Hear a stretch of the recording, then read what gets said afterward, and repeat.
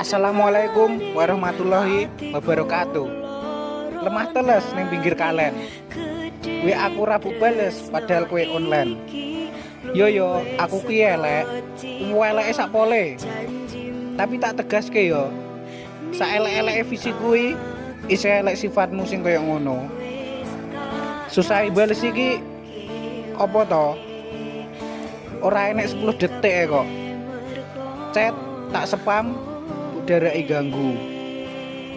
Ora mbok bales alasanmu sibuk. Sibuk golek liyane apa?